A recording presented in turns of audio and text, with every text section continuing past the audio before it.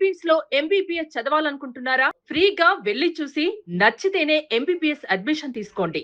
ఏకం న్యాయ ఫౌండేషన్ అనే ఒక ఎన్జిఓ సంస్థ తాజాగా చేసినటువంటి ఒక సర్వేలో దేశవ్యాప్తంగా మొదటి 6 నెలల్లో 554 మంది భర్తలు హత్యకు గురయ్యారని తెలిసింది. దాంతోపాటు యావరేజ్లో డైలీ 2 చొప్పున భర్తల్ని చంపేశారు భార్యలు. ఇక ఒకరికంటే ఎక్కువగా ఆత్మహత్య చేసుకున్నటువంటి పరిస్థితి. ఏంటి అసలు ఏం జరుగుతుంది? ఇంతమందిని ఇన్ని రకాలుగా ఎలా చంపగలుగుతున్నారు? అసలు ఏంటి? ఇదే విషయం మీద మనతో మాట్లాడేందుకు ప్రముఖ సైకియాట్రిస్ట్ డాక్టర్ కళ్యాణ్ చక్రవర్తి గారు లైవ్ కాల్ అందుబాటులో ఉన్నారు. ఒక్కసారి డాక్టర్ గారితో మాట్లాడదాం. డాక్టర్ గారు నమస్తే అండి. నమస్తే నిర్మల మేడం, చెప్పండి. డాక్టర్ గారు, దారుణమైనటువంటి పరిస్థితి అండి. ఏకంగా మొదటి 6 నెలల్లో 2026 మొదటి 6 నెలల్లో దేశవ్యాప్తంగా 554 మంది భర్తలు భార్యల చేతిలో హత్యకు గురయ్యారు. అందులో 60% వరకు కూడా కేవలం ఇల్లీగల్ కాంటాక్ట్స్ వల్ల భర్తల్ని చంపారనమాట భార్యలు. అసలు ఏం జరుగుతుంది సార్? ఇంత దారుణంగా ఇంతకు ముందంతా భార్యలను చంపారు వింటుండేవాళ్ళు. ఇప్పుడు అసలు రివర్స్ లో భర్తల్ని చంపేస్తున్నారు భార్యలు. విచిత్రంగా ఒకళ్ళేమో చెవులో విషం పోసి చంపేస్తారు, ఒకళ్ళ పాలల్లో విషం కలిపి పాము కాటేసి చంపించారంట ఈరోజు ఉత్తరప్రదేశ్లో భార్య. అది కూడా ఇల్లీగల్ యాక్టివిటీ, అంటే ఇల్లీగల్ రిలేషన్. ఇంకొక ఆమెమో భర్తను చంపేసి కుక్కర్లో పెట్టి ఉడకబెట్టేసింది. ఇంకొక ఆమె భర్తను చంపేసి కోసేసి మిక్సీలో వేసేసింది. ఇంకొక ఆవిడైతే భర్తని చంపేసి ఏకంగా సిలిండర్ కింద పార్ట్ కట్ చేసి ముక్కలు చేసి ఆ సిలిండర్లో వేసి క్లోజ్ చేసింది సార్ అసలు. ఇంకొక ఆమెమో బాత్రూంలో టైల్స్ తీసేసి కట్ చేసేసి ఆ బాత్రూంలో టైల్స్ మధ్యలో వేసేసి మళ్ళీ పైన సిమెంట్ చేసేసింది. ఇంకొక ఆమె చంపేసి తీసుకెళ్ళిపోయి వేరే ప్లేస్లో, అసలు ఎక్కడో వేరే రాష్ట్రంలో పాతి పెట్టింది. ఇంకొక ఆమె చంపేసి సూట్ కేసులో వేసి తీసుకుపోతుంటే రైల్వే స్టేషన్లో పోలీసులు పట్టుకున్నారు. ఏంది అసలు ఏం జరుగుతుంది? ఎందుకు ఇంత క్రూయల్గా, ఇంత క్రిమినల్స్లా ఎందుకు తయారవుతున్నారు? ఇంత వైలెన్స్ అసలు ఆడవాళ్ళలో సున్నితంగా ఉంటారని అనుకునే ఆడవాళ్ళలో ఇంత వైలెన్స్ ఏంటి సార్ అసలు? Nirmala madam, the thing is ఏంటంటే ఇంకా ఇప్పుడు మనం ఆడవాళ్ళు మగవాళ్ళు అనేటటువంటి భేదాభిప్రాయాలు తీసి పక్కన పెట్టేసి ఆ డిఫరెన్స్, ఆ థాట్ ప్రాసెస్ ఆడవాళ్ళకైతే ఎలా ఉంటది, మగవాళ్ళకైతే ఎలా ఉంటది అనేటటువంటి థాట్ ప్రాసెస్ లోంచి మనం బయటికి రావాలి. At the end of the day ఎటువంటి హార్మోనల్ కంట్రోల్ వల్ల లేదంటే ఇంకొక కెమికల్ కంట్రోల్ వల్ల ఆడవాళ్ళలో కొద్దిగా సున్నితమైన స్వభావం ఉంటుంది, ఆలోచించే వైఖరి ఉంటుంది, మెతకని వైఖరి ఉంటుంది అనేటటువంటి సబ్జెక్టు కాసేపు తీసుకుని పక్కన పెట్టాలి. ఎంత హార్మోన్స్, ఎంత కెమికల్స్ ఉత్పత్తి అయినా కూడా ఏదో ఒక విధమైనటువంటి ఒక మన ఆలోచనకు అందనటువంటి ఒక ప్రభావం ఆ కెమికల్స్, ఆ సున్నిత స్వభావం కలుగజేసేటటువంటి కెమికల్స్ కి మించినటువంటి ప్రభావం ఆడవాళ్ళ మీద పడుతుంది. సో ఒకటి చూడవలసిన అంశం ఏంటంటే అక్రమ సంబంధాలు పెట్టుకునేటటువంటి అంశంలో పెళ్లి నుంచి బయటపడాలి అనేటటువంటి ఆలోచనలో, లేదంటే ఒక కొత్తదనం, కొత్త విధమైనటువంటి ఆనందం ఆస్వాదించాలనేటటువంటి తపంలో మగవాళ్ళతో పాటు ఆడవాళ్ళు ఈక్వల్ గా పోటీ పడుతున్నారు అనేది ఒకటి అర్థం అవుతుంది ఈ సబ్జెక్ట్ వల్ల.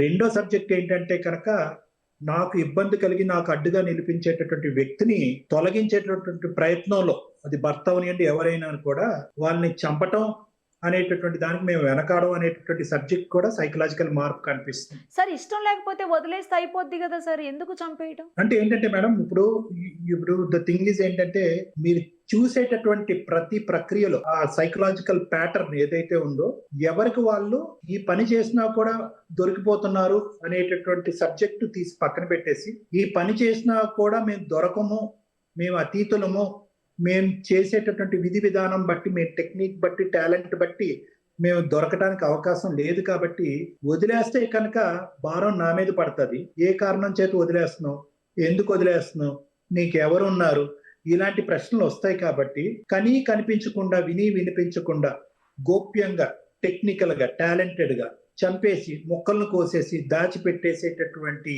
ఈ కొత్త వైఖరి ఏదైతే ఉందో, అంటే వాళ్ళకుండి ఇంట్లో ఉండి వాళ్ళ తెలివితేటలన్నీ కూడా సింపుల్ గా డివోర్స్ తీసుకుని బయటపడేటటువంటి విధానం మనకే కాంప్లికేషన్ అవుతుంది. కాబట్టి అక్కడ నేను 100 మందికి సమాధానం చెప్పుకోవాలి. అలా కాకుండా ఇలా చేసేసి ప్రతి దాంట్లో ఒక కామన్ కాన్సెప్ట్ ఏంటంటే కనుక మిస్సింగ్ కేసు కింద చూపెట్టడం. అయ్యో నా భర్త కనిపించట్లేదు, అయ్యో నా భర్త. సో ఏంటంటే ఎటువంటి ఎవిడెన్స్ లేకుండా ఒక మ్యానుఫ్యాక్చర్డ్ పద్ధతిలో అతన్ని లేపేసి కప్పేసి ఆధారాలు లేకుండా రేపొద్దున నువ్వే చంపేవేమో అనేటటువంటి ఒక ఆధారం దొరికినా కూడా శిక్ష పడకుండా ఉండేటటువంటి విధంగా తప్పించుకునేటటువంటి ప్రయత్నంలో కూడా ముందు ఉంటున్నారు. ఒకటి అక్రమ సంబంధాలు, రెండోది చంపటానికి కూడా వెనకబడకపోవటం, మూడోది ఆ ఎవిడెన్స్లను కప్పిపుచ్చేటటువంటి ప్రయత్నంలో ఒక మనిషి చంపేటటువంటి విధానంలో చేసేటటువంటి ప్రక్రియలు, కొత్త కొత్త టెక్నిక్స్. సో కాబట్టి ఏంటంటే ఒకటి ఇవంతా మనం అర్థం చేసుకోవటం మేడం. రెండోది ఎందుకు అనే ప్రశ్న మీకు వస్తుంది.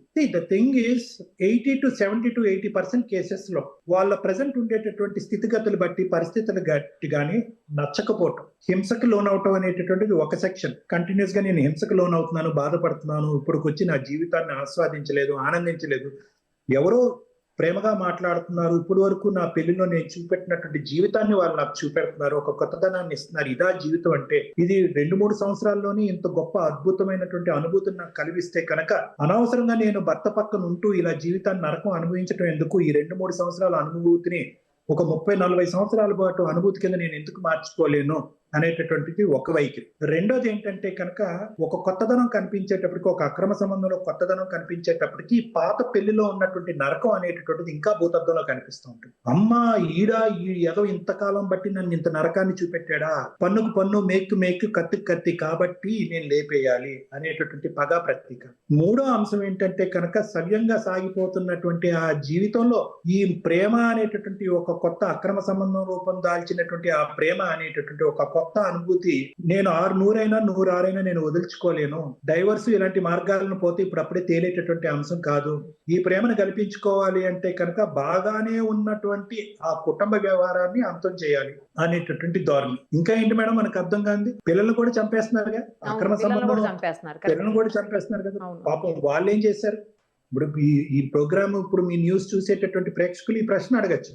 సరే, మొగుడు మీద ఎంతన్నా ఉండొచ్చండి, మరి పిల్లల్ని ఎందుకంటే అన్యం పుణ్యం ఎరగనటువంటి పిల్లల్ని ఎందుకు చంపేస్తున్నారు అంటే కనుక ఆ మబ్బు, ఆ మాయ, ఆ మత్తు ఏ స్థాయి వరకు బ్రెయిన్ తీసుకెళ్తాది అంటే కనుక రక్తం అడుగుల్లో కనిపించేటటువంటి పరిస్థితిని కూడా ఆస్వాదించి ప్రేమను గెలుచుకునేటటువంటి ప్రయత్నం. అంటే పరిణామాన్ని తక్కువగా చూడటం, మానవత్వాన్ని చంపేసుకోవటం, కేవలం ఏదైతే కనుక సుఖాన్ని సంతోషాన్ని ఇచ్చేటటువంటి ఆ తాత్కాలికమైనటువంటి ఆ భయంకరమైనటువంటి ఆ సుఖాన్ని గురించి దేని గురించి అన్నా ఒడిగడుతున్నారు అనేది ఈ సర్వే ద్వారా మనకు అర్థం అవుతుంది. మరి ఏంటి సార్ దీనికి పరిష్కారం ఏంటి? అంటే అలాంటిది ముందే ఏమన్నా కుటుంబ సభ్యులు గుర్తించవచ్చా, లేకపోతే సడన్ గా వాళ్ళల్లో ఇలాంటి మెంటాలిటీ లేకపోతే ఇలాంటి థాట్స్ వస్తాయా? ఏంటి అసలు దీన్ని ఎట్లా మరి కంట్రోల్ చేయాలి? మేడం ఒకటి ఏది కూడా రాత్రి జరిగినటువంటి సబ్జెక్ట్ కాదు.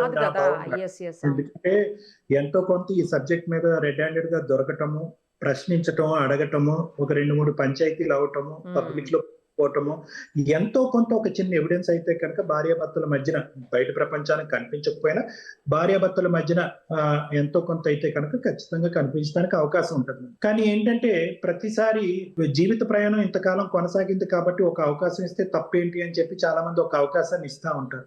ఎక్కడి వరకు అవకాశాన్ని ఇవ్వచ్చు, ఎక్కడి వరకు ఇవ్వకూడదు అనేటటువంటిది అర్థం చేసుకోవాలి. ఒకప్పుడు ఇది ఒక ఆనవాయితీ, రొటీన్ కింద ఈ వ్యవహారం నడిచేటట్టు అయితే కనుక ఇంట్లో ఖచ్చితంగా అటువంటి భార్యాభర్తలు మన ఇద్దరి మధ్యన మిస్అండర్స్టాండింగ్స్ ఉన్నాయి, నీకు తెలిసి తెలియక నువ్వు చేస్తున్నావేమో, నీ మానసిక పరిస్థితి బాగాలేదేమో, లేదంటే నీ వ్యక్తిత్వంలో ఏదైనా బలహీనత వచ్చిందేమో, పద అని చెప్పి కౌన్సిలింగ్ తీసుకెళ్ళాలి. కౌన్సిలింగ్ కి రావాలి, భార్యాభర్తలు ఇద్దరు కౌన్సిలింగ్ రావాలి. అలా కాకుండా డాక్టర్ దగ్గర కూడా ఇంటి గుట్టు ఎందుకు చెప్పుకోవాలి, ఇదేదో మన ఇంట్లోనే.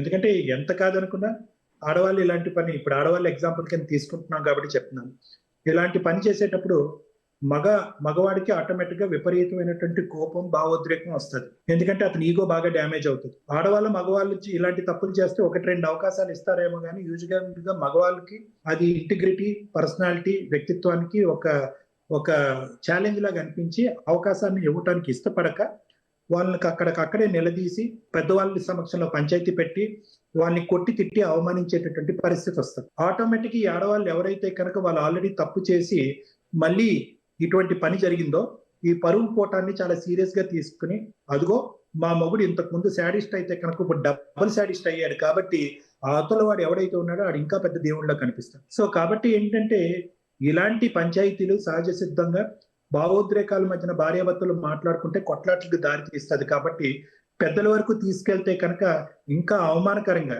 ఎవరైతే విక్టిమ్, ఎవరైతే ఈ అక్యూజ్డ్ ఉన్నారో వాళ్ళు ఇంకా అవమానంగా ఫీల్ అవుతారు. కాబట్టి అప్పుడు ఇంకా చిలికి గాలి వాళ్ళగా అయ్యేటటువంటి పరిస్థితి వస్తుంది. కాబట్టి సహజంగా చదువుకున్న వాళ్ళైనా చదువుకున్నటువంటి వాళ్ళైనా ఒక న్యూట్రల్ పర్సనాలిటీ, ఒక న్యూట్రల్ బాడీ దగ్గరికి వెళ్ళి శాంతియుతమైనటువంటి వాతావరణంలో సలహా సూచన తీసుకుని సానుకూలంగా అది రెక్టిఫై చేసుకుంటే మంచిది. Perfect sir.